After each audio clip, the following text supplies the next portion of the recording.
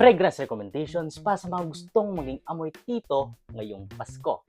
If wala kang budget, go for Pen Shop Hustle. Sweet vanilla and toffee.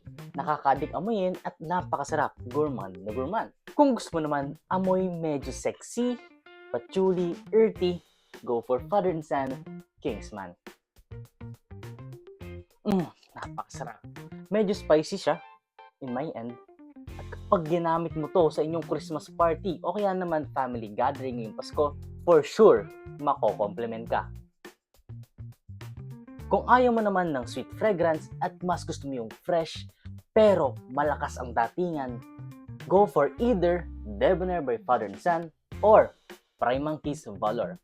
These two are two different iterations of the Aventus DNA, pero good siya pareho. If you want more fresh, go for Debonair. If gusto mo mas smoky, mas woody, go for Valor. Kung ang pagka-tito vibes na amoy naman ang gusto mo ay yung medyo soft boy, o kaya naman ay yung clean guy talaga, at may budget ka, go for Polo 67. This is very, very soapy. Soapy, clean, fresh, and medyo sweet. Para kang bagong ligo, pero at the same time, sobrang approachable ng iyong aura.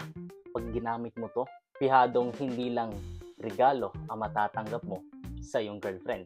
Kung wala ka naman girlfriend, edi for sure, mako-compliment ka gamit ang Polo 67.